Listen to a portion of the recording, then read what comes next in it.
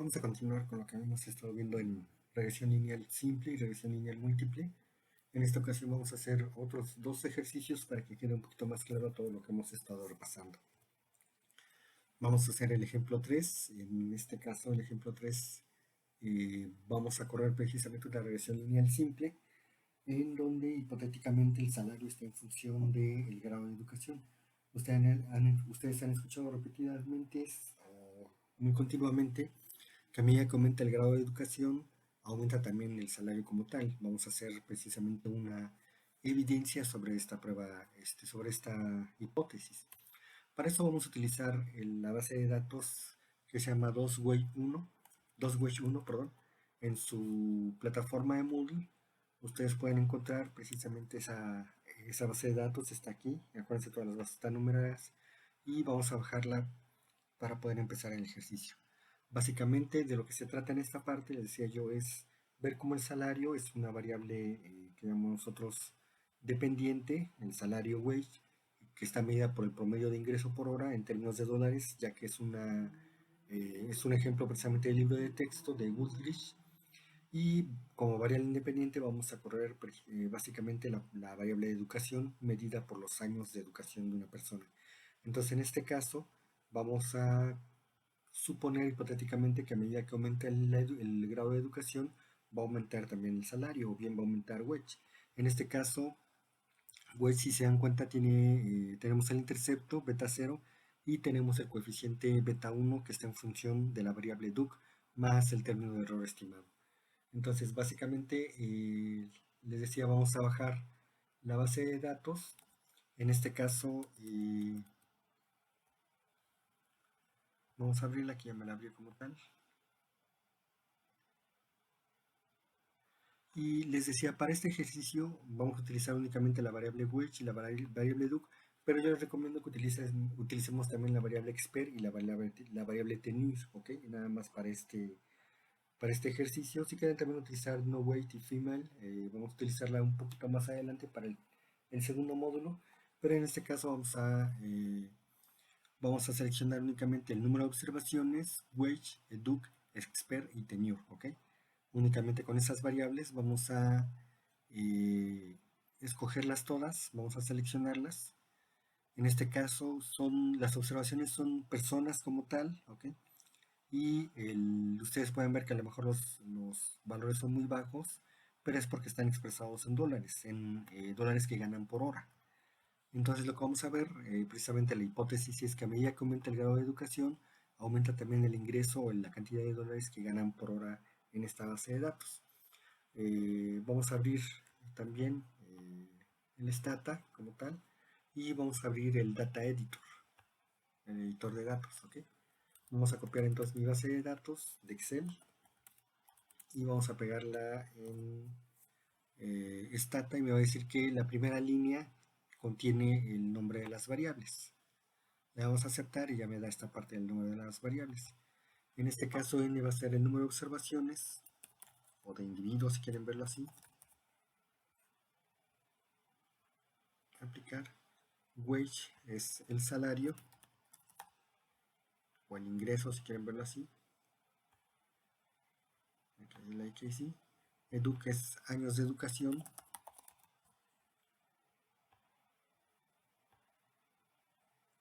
Expert es experiencia. Si no quieren que les salga le dan apply, esa leyendita.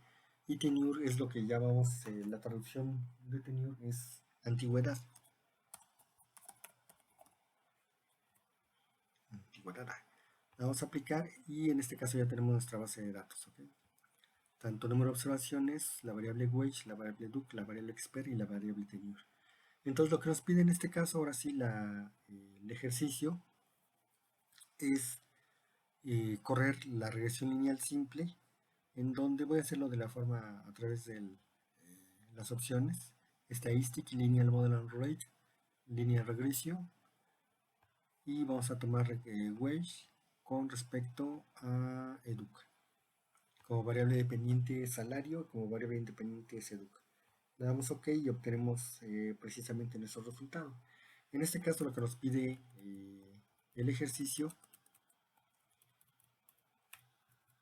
es precisamente describir los coeficientes tanto beta 0 como beta 1, okay, que los tenemos aquí, describir la confianza en los estimadores, en este caso el error estándar de los estimadores, la prueba de hipótesis, acuérdense, en este caso utilizamos la prueba T para cada uno de los coeficientes y la prueba F para todo el modelo. La bondad de ajuste, es decir, la proporción en la que las variables independientes nos explican a la variable dependiente, y después vamos a pasar a los supuestos de mínimos cuadrados ordinarios. Vamos a probar la distribución normal de los errores, la no heteroelasticidad y la no autocorrelación. Entonces, básicamente iniciando, si se dan cuenta que tenemos una constante negativa, es decir, de menos 0.9048. ¿Qué quiere decir esa constante negativa? Básicamente, acuérdense cómo leemos el modelo. Cuando la variable independiente, en este caso duc, es nula o igual a 0, en este caso la tomamos como nula, o 0, no tienen grados de educación, el ingreso o el salario de las personas es negativo como tal, 0.9048. ¿Qué quiere decir eso? Que es como una especie de contradicción porque no puede ser tan negativo un ingreso, pero básicamente lo que nos quiere decir es que las personas que no estudian tienen economías deficitarias, es decir, viven de prestado, por así decirlo, ¿no? Ese es cuando el grado de educación es igual a cero, el ingreso es negativo, aunque básicamente es una contradicción porque todos, de todos modos, tenemos un ingreso a pesar de que trabajen o no. Después podemos ver un poquito esa parte. La otra parte tiene que ver precisamente con, ahora sí, el coeficiente beta 1, es decir, el coeficiente pendiente, y en este caso tenemos que duc es igual a 0.5413. Eso quiere decir por una unidad, por un año más, porque en este caso está medido por años, por un año más que aumenta el grado de educación o por una unidad que aumenta la educación, el salario promedio por hora aumenta en 0.5413 dólares o bien 54.13 centavos, pero dejámoslo en 0.54.13, 50.5413 59.3 si lo quieren ver así, dólares. Yo utilizo generalmente nada más 4 decimales. Eso quiere decir, a medida que aumenta un año más de educación, en promedio el salario aumenta 0.5413 dólares. Si ya se dan cuenta es más o menos significativo, bueno, en términos de ingreso. Y ahora pasamos precisamente ahora pasamos, una vez que ya describimos los coeficientes, pasamos a ver la confianza en los estimadores a través de los errores estándar.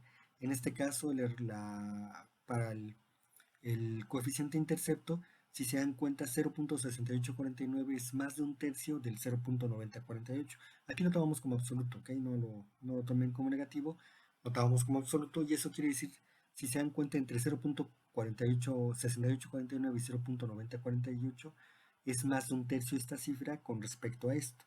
Por lo tanto, entonces podemos saber aquí que las observaciones en el intercepto están demasiado dispersas. Esto como se explica hipotéticamente, precisamente porque hay personas que tienen ingreso, o que aunque su grado de educación sea cero, de todos modos tienen ingresos, hay personas que tienen ingresos muy altos, o que hay comerciantes, personas, no sé, eh, que realmente no tienen una preparación y que tienen ingresos bastante altos, ¿no? Podemos ver, no sé, otros tipos de personas que tienen esos ingresos sin haber estudiado un solo año, lo cual sí es cierto que existe. Sin embargo, también ahora pasamos precisamente al error estándar del coeficiente beta 1. Y en este caso nos dice que es de 0.0532 con respecto a 0.5413. Si se dan cuenta, el 0.0532 no es más de un tercio del 0.5413. Es decir, no supera esa parte que hemos dicho que es como una regla práctica, ¿ok? No es una regla establecida como tal, ni tampoco se confía mucho en esa regla porque muchas veces cambia dependiendo mucho de cómo estemos midiendo nuestro modelo, pero en este caso podemos aplicarla. Y entonces aquí podemos ver que al no ser ese tercio, podemos saber que las observaciones están muy cerca de la recta de regresión, es decir, la dispersión no es tan alta, ¿ok? De las observaciones con respecto a ese promedio que hemos estado, con esa recta de regresión que hemos estado observando. Entonces, en este caso, ya pasando a la prueba de hipótesis, como podemos ver, bajo la hipótesis nula de que beta 0 sea igual a 0, es decir, no hay una relación lineal entre el coeficiente beta 0 y la variable dependiente y, en este caso, si se dan cuenta, es 0.187. ¿Qué quiere decir eso? Supera el 0.05 que hemos establecido más o menos como, bueno, en zona de rechazo, y zona de aceptación, y en este caso cae en zona de aceptación. Al caer en zona de aceptación podemos decir que el coeficiente es estadísticamente no significativo. ¿Ok? Para este caso también podemos interpretarlo como la probabilidad de que beta 0 sea igual a 0 es del 18.7%. ¿Ok? Aunque es un poquito más corto. Y pasamos ahora a la prueba T para el coeficiente beta 1. En este caso, el coeficiente beta 1, pero el valor del estadístico es 0.0000. Ok, no es que será 0.0 absoluto. Debe haber más ceros y acá por aquí un numerito, ¿ok? Pero en este caso no supera el 0.05 que hemos establecido para la zona de aceptación y la zona de rechazo. Cae en zona de rechazo. Y al caer precisamente en la zona de rechazo, eh, podemos rechazar la hipótesis nula de que beta 1 sea igual a 0. Y en este caso, al decir que beta 1 sea igual a 0, eh, básicamente podemos decir que el coeficiente es estadísticamente significativo. ¿Ok? Al ser el coeficiente estadísticamente significativo, podemos entonces ver que sí existe una relación lineal entre Duke y Weil. ¿Ok? Perdón, entre el coeficiente de Duke para este caso y la variable dependiente wedge. ¿Ok? Existe esta relación como tal. ¿Qué quiere decir eso? Que exista la relación, que los cambios en beta 1 nos explican a los cambios en wedge, o los cambios en educ nos explican a los cambios en wedge. ¿Ok? Y ahora pasamos a la prueba de hipótesis para F. Bajo la hipótesis nula de que beta 0 es igual a beta 1 y todo es igual a 0. Es decir, no existe una relación lineal entre los coeficientes beta 0, beta 1 en conjunto, o entre el modelo en conjunto y la variable dependiente beta 1. También podemos decir que el modelo, los cambios en el modelo no nos explican a los cambios en la variable dependiente wedge. ¿Ok? Básicamente nos vamos al valor del estadístico. En este caso el valor del estadístico es 0.000. ¿Qué quiere decir eso? Que cae en zona de rechazo. Al caer en zona de rechazo podemos decir que los cambios en el modelo sí explican a los cambios en la variable dependiente wedge. ¿Ok? Y con eso terminamos precisamente con la prueba de hipótesis, la prueba T y la prueba F. Continuamos precisamente con la R cuadrada. Y en este caso acuérdense que utilizamos únicamente R cuadrada, ¿ok? No utilizamos R cuadrada ajustada. Básicamente porque la R cuadrada la utilizamos únicamente cuando tenemos un modelo de regresión lineal simple. Cuando tengamos un modelo de regresión lineal múltiple, generalmente vemos las dos, pero vemos más la R cuadrada ajustada. Lo vamos a ver en el siguiente modelo.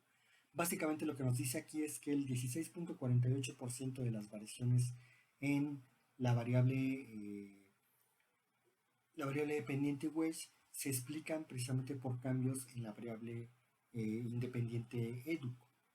Es decir, o dicho de otra forma, la variable independiente educ nos explica en 16.48 los cambios en la variable dependiente wedge. ¿Okay? Básicamente con eso tenemos esta parte. Después vamos a ver que esto nos sirve de mucho, la R cuadrada.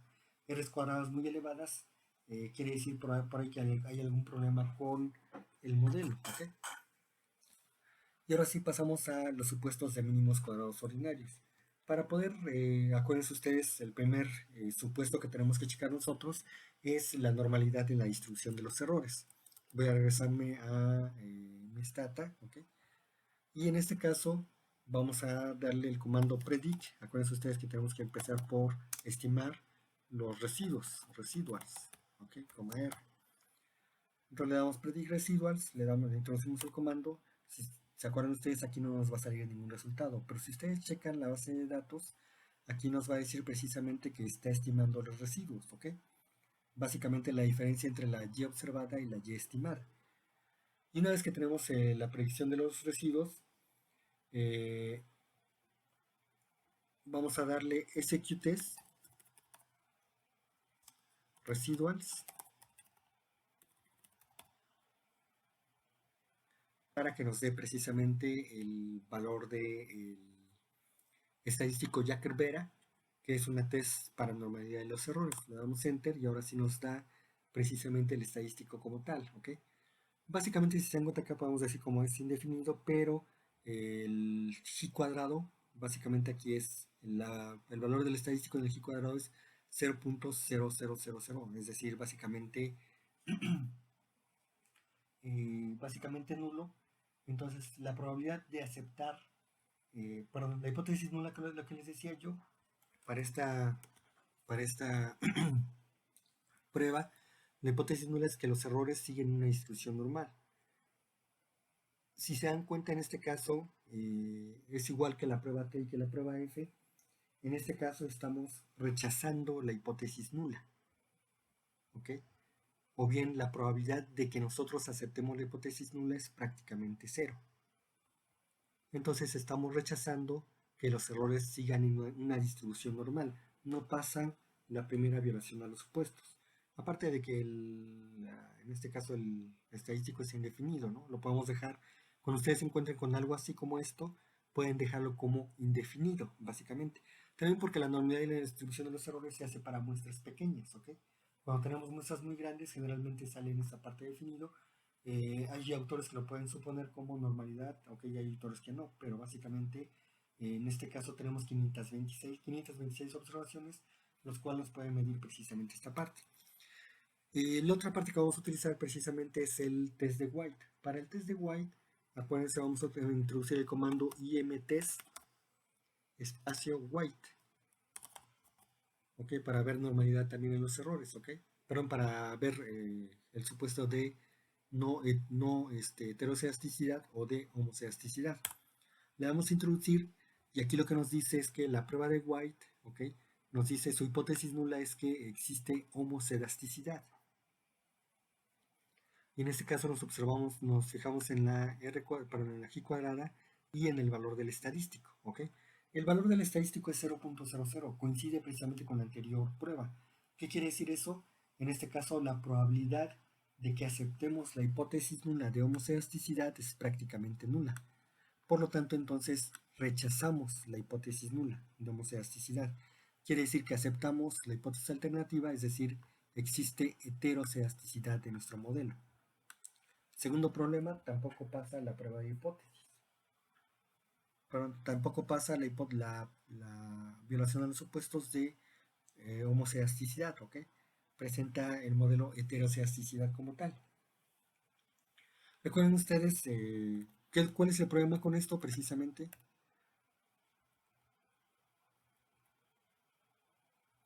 Básicamente el problema con esto es que precisamente la varianza no es constante como tal, sino sí una varianza diferente, es decir, no podemos confiar precisamente en los estimadores como tal.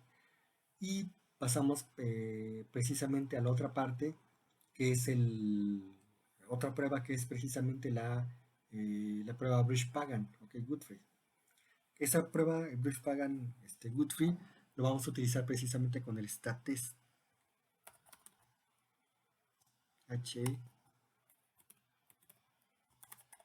¿Ok? Introducimos el comando stat espacio https, ok, el stat test, y si se dan cuenta el estadístico Bridge-Pagan también nos dice que la hipótesis nula es constante, varianza constante, ok, y en este caso nos fijamos en el valor del estadístico, también es 0.00. La probabilidad de aceptar la hipótesis nula es prácticamente cero, ok. Por lo tanto, entonces rechazamos la hipótesis nula. Tengan cuidado y escúchenlo muy bien. La probabilidad de aceptar la hipótesis nula es prácticamente cero. ¿Ok? Por lo tanto, como la probabilidad de aceptar la hipótesis nula es prácticamente cero, entonces básicamente rechazamos una varianza constante. Entonces tenemos todos los elementos para saber que ahora sí no pasa la prueba de homocedasticidad. Y pasamos ahora sí la última prueba, prueba para violación de los supuestos, que es la no autocorrelación o bien no la correlación entre los errores, ¿ok? O no hay relación entre los errores. Para eso, pues, acuérdense ustedes, lo primero que tenemos que hacer es convertir o hacerle entender al Stata que nuestra base de datos es una serie de tiempo, ¿ok? En este caso, para eso utilizamos el comando tsset espacio n. Básicamente, ¿por qué n? Acuérdense que n es el número de observaciones, ¿ok? Entonces acá le vamos a decir Stata que cada observación es un año, ¿ok? Vamos a simular precisamente que cada observación para esta parte, para el Stata, es un año. Le damos Enter y nos va a decir tsset n espacio igual a time, variable de tiempo n 1 a 526, que son nuestras 526 observaciones, ¿ok? Nos tiene que dar precisamente este delta igual a 1. Y después introducimos el estadístico Dublin-Watson, stat, ¿ok? De Watson, y le damos precisamente el comando stat Watson R, ¿ok? Y en este caso nos dice que el Dublin-Watson con dos coeficientes y 526 observaciones es igual a 1.8236. Recuerden ustedes que para poder aceptar o rechazar la hipótesis nula, en este caso para el Dublin-Watson, tenemos precisamente que ver que caiga en zona, podemos checar que cae en zona de autocorrelación positiva, en zona de indefinición, en zona de no autocorrelación, zona de indefinición o zona de autocorrelación negativa. Entonces, para poder checar precisamente los estadísticos, el Durbin-Watson, vamos a regresar a nuestra plataforma de Moodle, perdón. Vamos a, en el quinto módulo donde dice base de datos, aquí tenemos las tablas Durbin-Watson, ¿ok? Podemos bajarlas y aquí nos muestra precisamente las tablas Durbin-Watson. Aquí, si se dan cuenta, nos da básicamente la información, en este paréntesis, nos da la información para buscar en tablas. En este caso, la tabla es igual a 2 coeficientes y 526 observaciones. K en este caso es igual a 2, ¿ok? Y 526 observaciones, me parece que no llegamos a las 526 observaciones. Vamos a quedarnos en la última, que es para 200 observaciones. Para este caso, entonces me dice que DL es igual a 1.748, o el límite externo, por así decirlo, es 1.778 y el límite interno es 1.7748. Son estos dos numeritos, ¿ok? Básicamente, ¿en dónde colocamos estos dos numeritos? Si nosotros nos vamos ahora sí a la tabla Durbin-Watson, perdón, a los valores, si se dan cuenta, el valor de L es igual, es 1.77, 7748, sí. Aquí está el DL y el DU es 1.789, que está aquí, ¿ok? Entonces, estos dos valores que encontramos con K igual a 2 y nos vamos hasta el número máximo de observaciones, son 526, pero en este caso vienen hasta 200. Vamos a tomarlo precisamente para tomar la zona de indefinición, o la primera zona de indefinición, ¿ok? Y en este caso ya tenemos precisamente la primera zona de indefinición. Para encontrar la otra zona de indefinición y ver cuando no hay autocorrelación, vamos a restar 4 menos el valor de DU. Si quieren podemos hacerlo así muy rápidamente en la calculadora.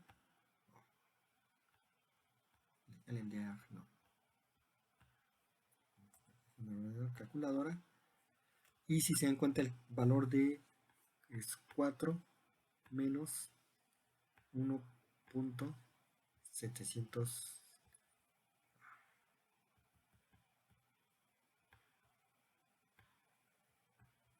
Me puedo hacer con el teclado, pero en este caso.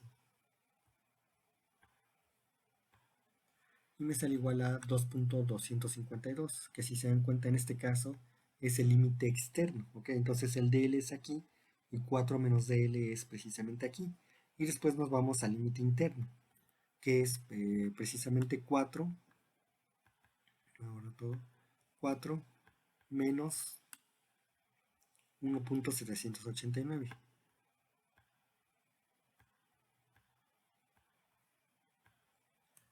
2.211, ¿ok? Que es precisamente este valor. Entonces ya cuando tenemos el valor de los límites, sabemos cuando cae en zona de autocorrelación positiva, ahí viola el supuesto, autocorrelación negativa, ahí viola el supuesto, y zona de no autocorrelación. Y estas zonas son zonas que llamamos de indefinición. Si regresamos precisamente al estadístico Durbin-Watson, nos dice que el valor del estadístico es 1.8236, ¿ok? Entonces, esto se encuentra en este punto. Voy a ponerlo rápidamente con texto. Entonces, básicamente en mi estadístico Durbin-Watson se encuentra precisamente aquí. Y es el valor de 1.8236. 86.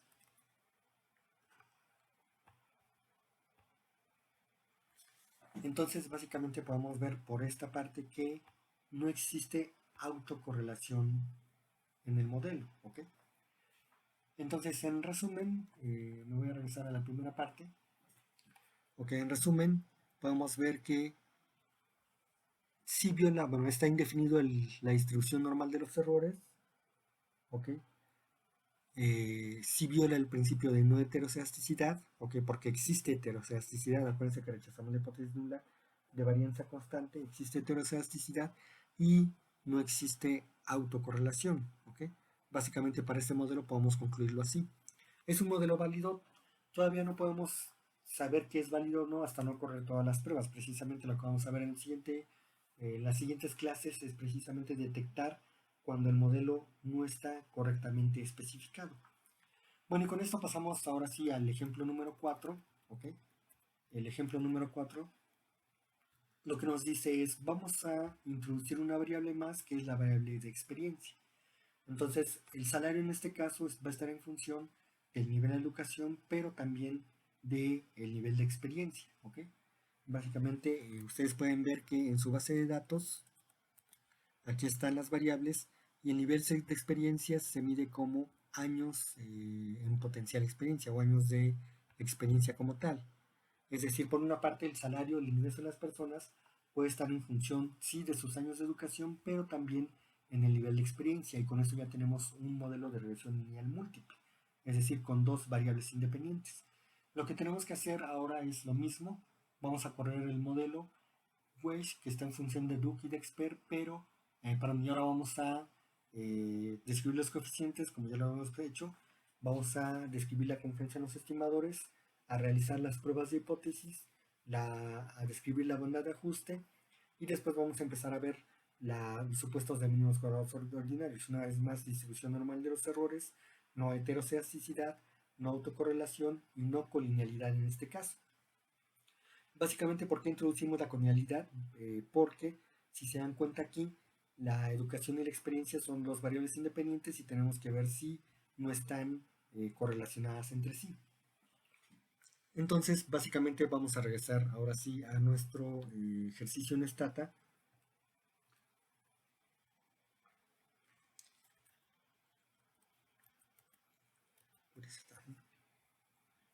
Ok, y ustedes pueden hacerlo de dos formas. Podemos hacerlo como regress, ok. Podemos hacerlo como wage, que es el salario, si se dan cuenta como mi variable dependiente, educ como mi variable independiente 1 y expert como mi variable independiente 2, ok. Le doy enter y ya me da precisamente la regresión de wage, educ y expert. Básicamente, ¿qué me quiere decir? Ahora sí, una vez más regresando al modelo, ustedes pueden ver precisamente en la presentación vienen todos los pasos. ¿Qué me quiere decir el modelo?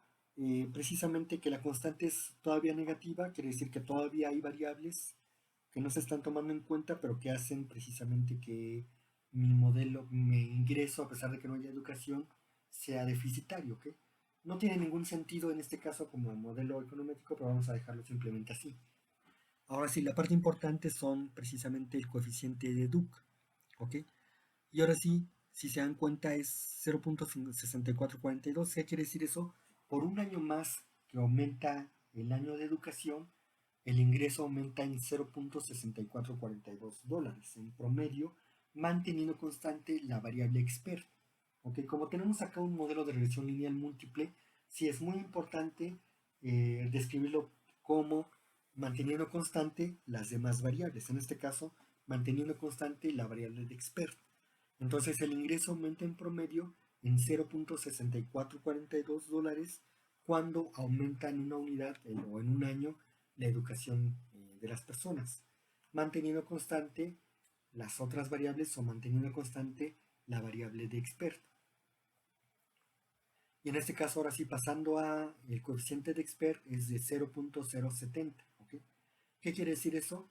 Por un año más que aumenta la experiencia, o la experiencia potencial, por un año más que aumenta la experiencia, el ingreso o el salario de las personas aumenta en promedio en $0.070, manteniendo constante la variable de Duke. La misma forma de escribir, únicamente vamos cambiando la forma en cómo vamos manteniendo constante las demás variables. Y ya pasamos a la descripción del coeficiente beta 0, beta 1 y beta 2, y pasamos ahora a describir los errores estándar. Si se dan cuenta, 0.7665 ahora sí no es más de un tercio de 3.3905, ¿ok? No supera ese tercio, por lo tanto entonces sabemos que en este caso, si se dan cuenta, el modelo se ajustó, es decir, ahora sí los datos en el intercepto no están tan dispersos. Probablemente estaban dispersos por la experiencia. Al introducir la variable de experiencia, si se dan cuenta, mejoró un poco más el modelo. Ahorita vamos a ver por qué mejoró un poco más. En segundo lugar tenemos la variable educ. Ok, en este caso tenemos también que 0.0538 no es más de un tercio de 0.6442, lo cual quiere decir que también los datos para educ, las observaciones, se ajustan a la recta de regresión hasta cierta forma, ¿ok? O bien la nube de dispersión no es tan alta. Para el caso de expert, si se dan cuenta, es muy parecido. 0.01, ok, 0.9, no es más de un tercio del 0.070009, ¿no? Básicamente, también aquí sabemos que los datos se están ajustando a la recta de regresión, o bien la nube de dispersión no está tan alta. ¿Qué quiere decir eso? No tenemos datos tan arriba ni tan abajo como para sospechar que en este caso tengamos precisamente datos que nos hagan básicamente eh, que nos hagan ruido precisamente hacia arriba, hacia abajo. Vamos a ver más adelante si esto se comporta igual con la no heterocedasticidad. En este caso, entonces, ahora sí pasamos con los errores estándar y pasamos a la prueba de hipótesis. Para beta 0, si se dan cuenta, es 0.0000. Bajo la hipótesis nula de que beta 0 es igual a 0, si se dan cuenta, la probabilidad de aceptar la hipótesis nula es prácticamente 0. Por lo tanto, entonces, en este caso, rechazamos la hipótesis nula. Y sabemos que la constante, el coeficiente beta 0, es estadísticamente significativo. Para expert, para expert, para expert en este caso, básicamente,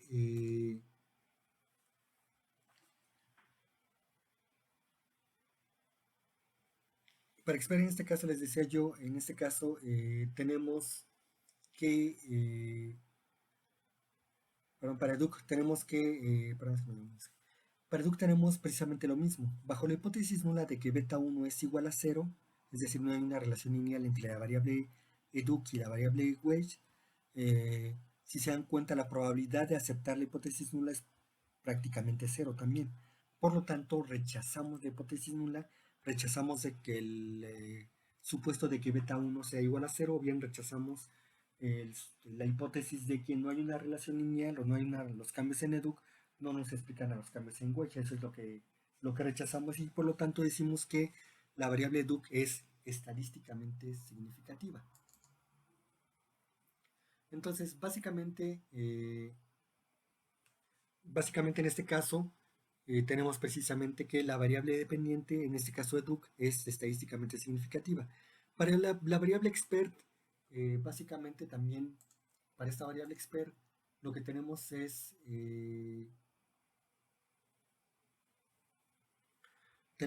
precisamente que bajo la hipótesis nula de que beta 2 es igual a 0, ¿ok? La probabilidad de aceptar la hipótesis nula es prácticamente también 0. Por lo tanto, entonces rechazamos la hipótesis nula. Si se dan cuenta, en este caso, tanto la constante como educ como expert tienen relación con la variable wedge, o bien los cambios en estas variables nos explican a los cambios en la variable wedge. ¿Qué es lo que pasa para la prueba de hipótesis F? Bajo la hipótesis nula de que beta 0, que es igual a beta 1, que es igual a beta 2, son iguales a 0, en este caso, si se dan cuenta, la probabilidad de aceptar la hipótesis nula es también 0, por lo tanto la rechazamos. ¿Ok? Entonces podemos decir que los cambios en el modelo, cuando hablamos de los cambios en el modelo, hablamos de Duke y Esper, nos explican a los cambios en la variable wage o en la variable de salario. ¿Ok? Y por último utilizamos, ahora sí vamos a la bondad de ajuste, es decir, vemos cuál es el valor de la R cuadrada como tal. Si se dan cuenta, el valor de la R cuadrada aumentó, ¿ok? Quiere decir que el 22.52% de las variaciones en educ y en esper no se explican a las variaciones en el salario. Pero vamos a utilizar, para cuando tengamos un modelo de regresión lineal múltiple, vamos a utilizar precisamente la variable, la R cuadrada ajustada. Y en este caso lo que nos dice es que el 22.22% de las variaciones en EDUC y en Expert nos explican a las variaciones en el salario. Y pasamos ahora sí con esto a la violación de supuestos de mínimos cuadrados ordinarios, ¿ok? En este caso, recuerden ustedes, como tenemos esta parte de, tenemos que checar primero la heteroceasticidad, nada más que acá hay que tener mucho cuidado. ¿Se acuerdan que para el primer modelo, como estamos utilizando únicamente una sola base de datos, ya especificamos residuals, ¿ok? Es decir, si ustedes lo ponen como tal, como esta parte, les va a decir, ¿sabes qué? Que aquí ya la variable residuals ya existe, ¿ok? Y entonces en este caso vamos a utilizar, vamos a decirle precisamente que nos, ¿cómo se llama? Nos estime, es decir, predict residuals 1, ¿ok? ¿Por qué es importante? Porque vamos a decirle que vamos a utilizar los residuos precisamente, ahora sí, de este modelo. Si se dan cuenta, en este caso los residuos cambian porque estamos introduciendo la variable expert, ¿ok? Entonces vamos a decirle predict residuals 1, R, y nos va a dar, si se dan cuenta, en esta parte. Ahora bien, estos residuos 1 aparecen aquí, ¿ok? Son otro tipo de residuos porque estamos corriendo otro modelo porque introducimos una variable dependiente más. Y le vamos a pedir el comando executest residuals 1. Ok, y en este caso también sale como indefinido, a pesar de que la hipótesis nula es que ¿cómo se llama? La hipótesis nula es precisamente en este caso que se tienen perdón, es heteroceástico, o decimos, rechazamos precisamente, perdón, es homoceástico, rechazamos esa hipótesis nula como tal, ¿ok? Entonces básicamente rechazamos la hipótesis nula y lo dejamos como indefinido. Aquí lo podemos dejar como indefinido el resultado precisamente porque si se dan cuenta el valor de la G cuadrada no aparece, ¿ok? Y rechazamos la hipótesis nula porque no aparece este valor. Por eso es que se le dice precisamente que es indefinido. Pero vamos a utilizar el otro, perdón, esta parte es para la normalidad de los errores y vamos a ver ahora sí la parte de heteroceasticidad.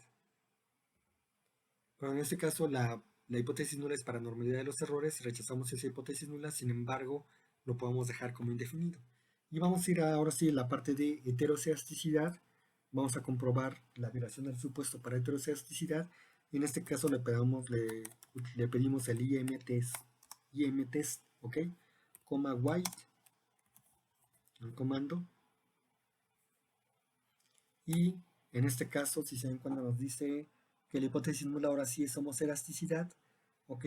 Nos fijamos en la G cuadrada y nos fijamos en el valor del estadístico, es 0.000.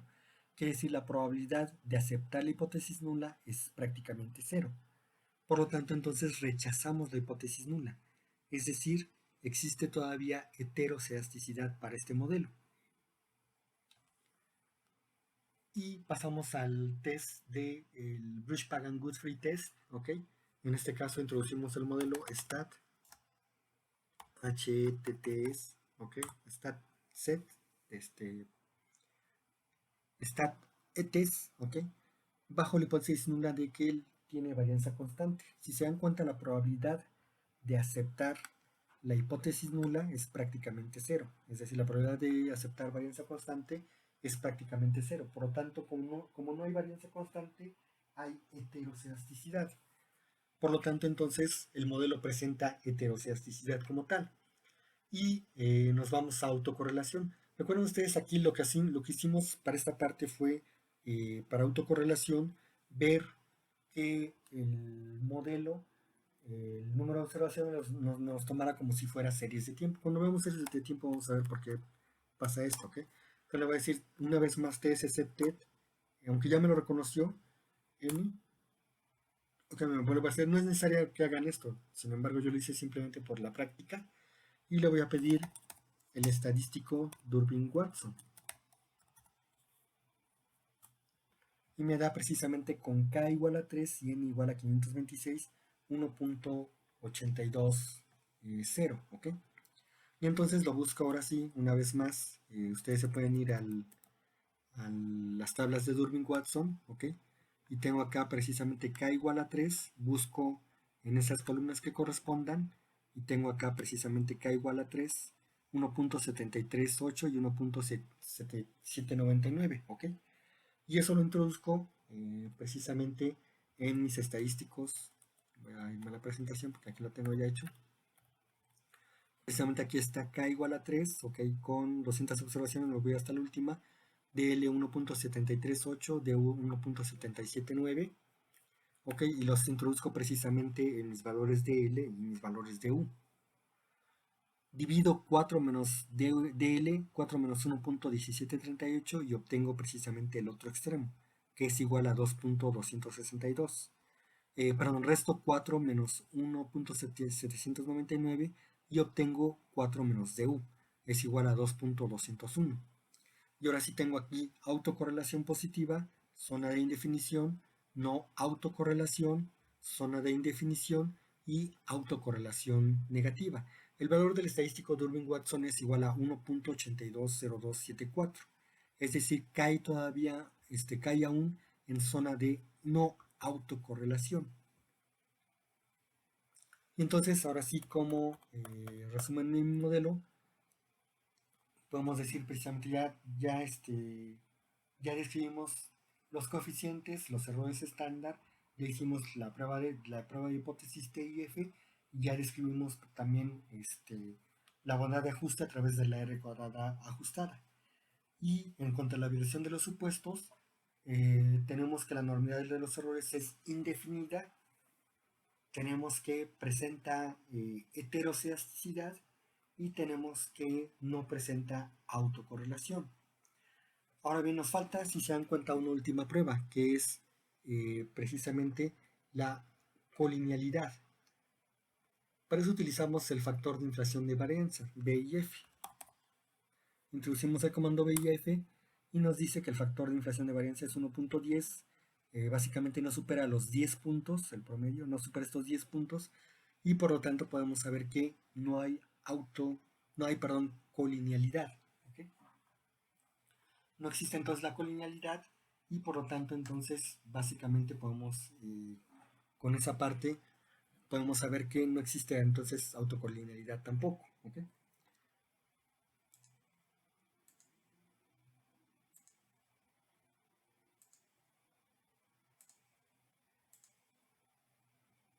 Entonces básicamente no existe en este caso colinealidad.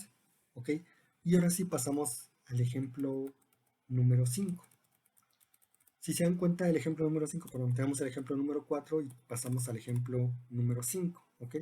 En este caso, para el ejemplo número 5, introducimos una nueva variable, es decir, wage, el salario, va a estar en función de la educación, va a estar en función de la experiencia y va a estar en función de la antigüedad. Para este caso, entonces tenemos que salario es igual a beta 0 más beta 1 educ más beta 2 expert más beta 3 tenure, ¿ok? Más su margen de error. En este caso, bueno, pues nos faltó precisamente aquí el signo de más. Tenemos más el margen de error.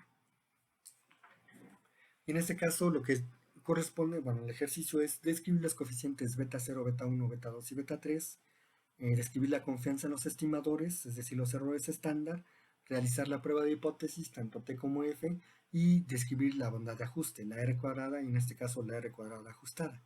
Y después vamos a ver los supuestos de mínimos cuadrados ordinarios, la distribución normal de los errores, que cumpla con la no heterocedasticidad u homocedasticidad, la no autocorrelación y la no colinealidad. ¿Okay? Y entonces pasamos ahora sí una vez más a el stata como tal. Por eso les decía que era bueno bajar de una vez la base de datos, pero si ustedes se les acomodan pueden hacerlo uno por uno, ¿ok? Para no tener que estar copiando, aunque para su práctica es bueno, no tener que estar copiando, pegando, hacerlo todo en un solo modelo, ¿ok? Al menos esto para el ejemplo número 5. En este caso entonces ahora sí voy a pedirle comando regress, ¿ok? Voy a pedirle regress wage, ¿ok? Que es mi variable dependiente, espacio, educ, que es mi variable independiente número 1, espacio, expert, que es mi variable dependiente número 2, y tenure o antigüedad, que es mi variable dependiente número 3. Y corro el modelo y ahora sí me sale precisamente ya el modelo como tal, ¿ok? En este caso, perdón, tenemos wage, expert, tenure,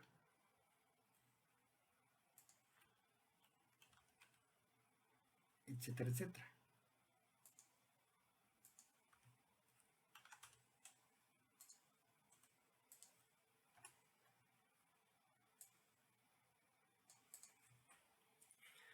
¿Qué es lo que nos dice? Descripción de los coeficientes. Si se dan cuenta, cuando los coeficientes, perdón, cuando educ, expert y tenure son nulos o iguales a 0, el salario de las personas es igual a menos 2.8727.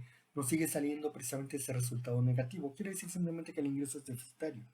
Cuando no tienes ni educación, ni experiencia, ni tenure, el ingreso sigue siendo negativo. Es decir, eres una familia deficitaria o eres deficitario en tus ingresos. En Educ, si se dan cuenta, a medida que aumenta el salario, perdón, a medida que aumenta un año de educación, ok, como tal, en promedio el salario aumenta en 0.5982 dólares, manteniendo constante tanto expert como tenure, ok. Básicamente ya vimos que hay una mejoría en el modelo y vamos a saber por qué. En cuanto al coeficiente beta 2, ok, es decir, expert, por un año que aumenta la experiencia, el salario promedio por hora o el salario como tal aumenta 0.0223 o 0.22, 0.223 dólares en promedio, manteniendo constante EDUC y tenure.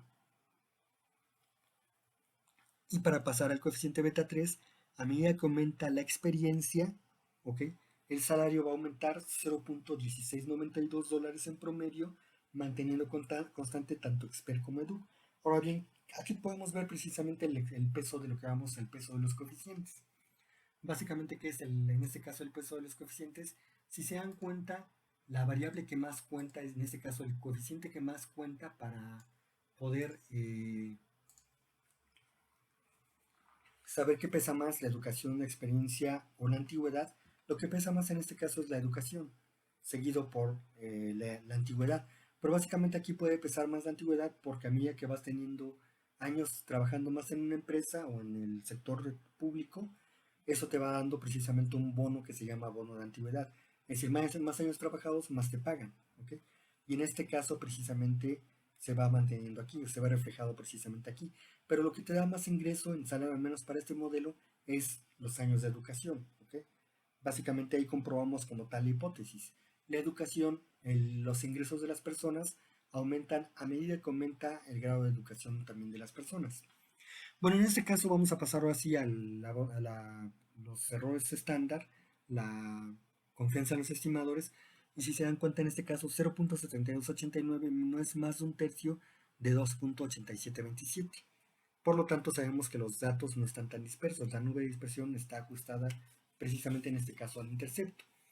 En este caso, para el caso de de Duke, es 0.5128. Ok, no es más de un tercio de 0.5989. También sabemos que la nube de dispersión o los datos se ajustan a la recta de regresión, se ajustan hasta cierta medida. Para el caso de Expert, el error estándar es 0.260, okay, o 0.120. No es más de un tercio del 0.22 perdón, perdón. Aquí sí supera ese tercio, si se dan cuenta es 0.50 más o menos la relación. Ok, aquí sí supera este tercio, entonces en este caso para Expert si se dan cuenta los datos se nos dispararon, ok. Lo cual, esto sí es cierto, esto sí es más normal. Por eso precisamente podemos seguir viendo que el modelo perdón, el modelo no es homocelástico, ok. Bueno, no presenta homocedasticidad y viola ese supuesto, precisamente porque la experiencia, cuando tú entras a trabajar o cuando vean que entres a trabajar, va a haber personas que tienen muchísima experiencia por un lado y va a haber muchas personas que tienen muy poca experiencia por otro lado. Si se dan cuenta, eso hace que la nube de puntos sea muy dispersa. Y es por eso que por aquí, por ejemplo, no puede, introduciendo una variable más, si se dan cuenta, mejora el modelo. Yo te lo voy a escribir un poquito más adelante. Y en este caso, bueno, para esta parte, en Tenure, si se dan cuenta, ahí sí se cumple. 0.2164 no es más de un tercio del 0.1692 para este caso. Pasamos ahora sí a la prueba de hipótesis. Entonces, para aquí, podemos confiar en el estimador, no podemos confiar en el estimador, podemos confiar en el estimador y podemos confiar en este otro estimador. Y pasamos a la prueba de hipótesis. En este caso, empezamos por la constante, por beta 0. Si se dan cuenta, bajo la hipótesis nula de que beta 0 es igual a 0, la probabilidad de aceptar la hipótesis nula es 0, ¿ok? O prácticamente 0. Y entonces, en este caso, rechazamos la hipótesis nula de beta 0 igual a 0. Existe una relación lineal entre el coeficiente beta 0 y la variable dependiente wedge. Para EDUC, la coeficiente beta 1 también, bajo la hipótesis nula de que beta 1 es igual a 0, ¿ok? La probabilidad de aceptar la hipótesis nula es prácticamente 0. Por lo tanto, entonces, en EDUC, precisamente tenemos básicamente eso, la probabilidad de aceptar esa hipótesis nula es prácticamente nula, es decir, se rechaza la hipótesis nula. También podemos verlo como que no pasa el 0.05, ahorita vamos a ver por qué. Es importante recordar ese 0.05 de zona de aceptación. En este caso, si se dan cuenta, para expert sí pasamos ese 0.05, es decir, cae en zona de aceptación de la hipótesis nula. Por lo tanto, entonces, para expert, beta 2 sí es igual a 0. No hay una relación lineal entre expert y wedge como tal, ¿ok? Y pasamos a la tercera beta 3, que es tenure en este caso. Y en este caso también, bajo la hipótesis nula de que beta 3 es igual a 0, la probabilidad de aceptar la hipótesis nula es prácticamente 0. Por lo tanto, entonces rechazamos la hipótesis nula y decimos que tenure o el coeficiente beta 3 es un coeficiente estadísticamente significativo. Quiere decir que los cambios en tenure nos explican a los cambios en wedge. Entonces, en resumen, constante es estadísticamente significativa, EDUC es estadísticamente significativa, expert es estadísticamente no significativa y tenure es estadísticamente significativa.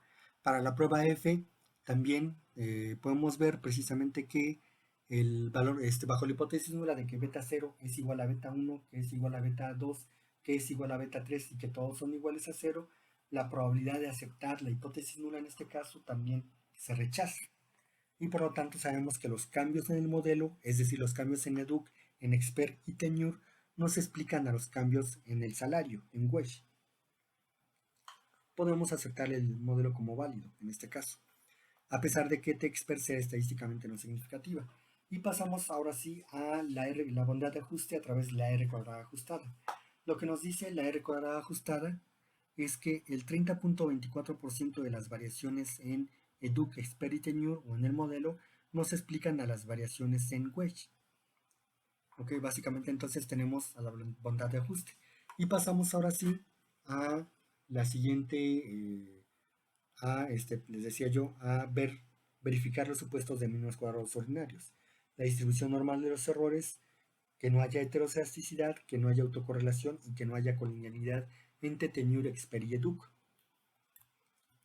Y para eso ustedes recuerden, perdón, vamos a introducir ahora sí para ver la primera violación de los supuestos, normalidad en la distribución de los errores, vamos a introducirle o decirle que me estime los residuos.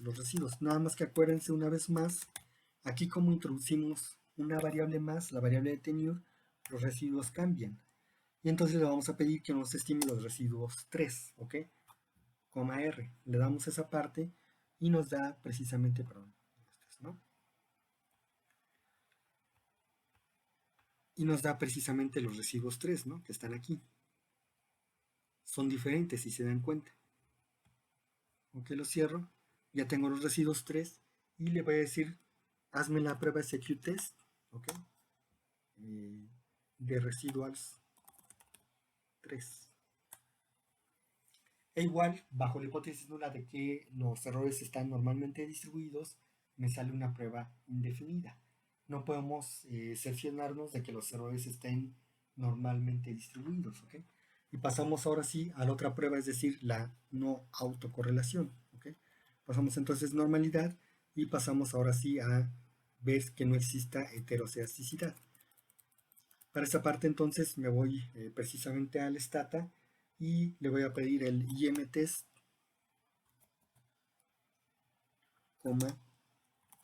white.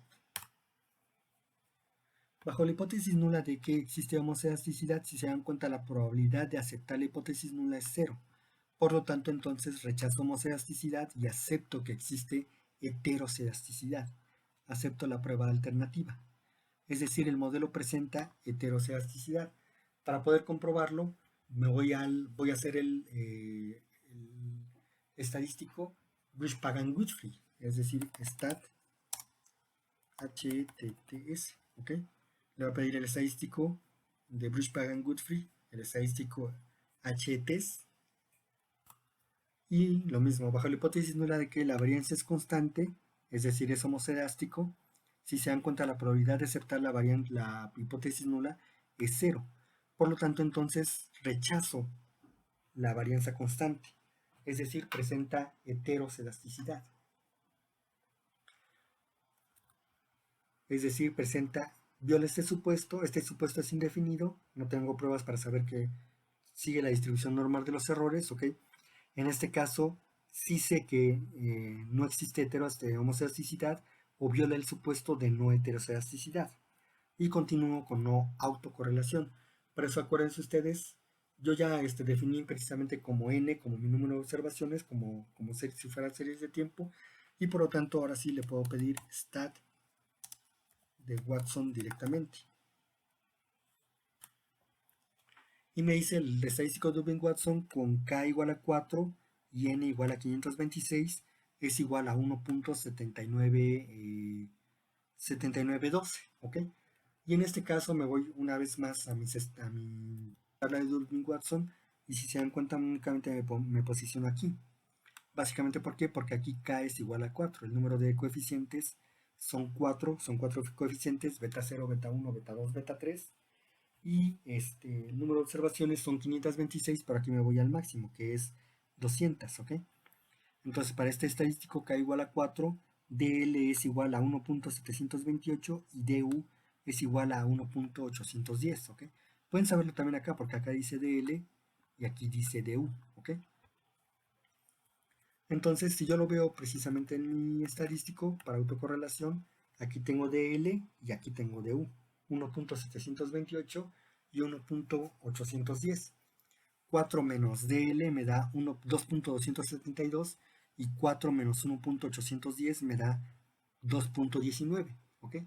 Y ahora sí, el estadístico de Durbin-Watson es 1.792, es decir, está entre 1.728 y 1.1810, es decir, se cae en zona de indefinición. No sé tampoco si existe autocorrelación para este modelo. Es decir, este modelo estadísticamente hablando no es válido, bueno, todavía no. Y finalmente me voy a a la parte de ver si no existe colinealidad. Es decir, voy a probar el estadístico de factor de inflación de varianza, el B y F. Y me dice 1.31, todavía no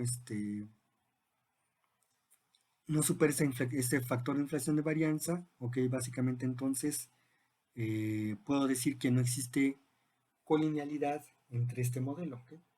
Aún podemos ver que no hay multicolinealidad en este modelo como tal. Es decir, tanto EDUC como expert como tenure o como antigüedad son independientes entre sí.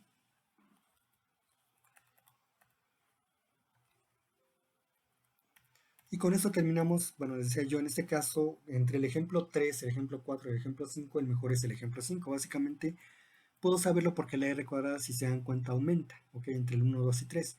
Pero vamos a ver más adelante que todavía no podemos definir si este modelo es correcto o no. Básicamente, ¿por qué? Porque nos falta una prueba más, la correcta especificación del modelo. Es decir, hay que saber si no estamos introduciendo una variable no relevante, si nos hace falta variables relevantes, o bien si la medición del modelo como tal, es decir, la especificación del modelo como tal, la expresión precisamente de las variables es la correcta, porque puede ser exponencial, puede ser lineal, etcétera, etcétera. Y pasamos ahí a los modelos lin, lin, lin, log, log, log, log, lin, log, log, ¿ok? Y vamos a ver que toda esa parte necesitamos una serie de pruebas para saber cuál es el mejor modelo que podemos especificar para toda esta parte.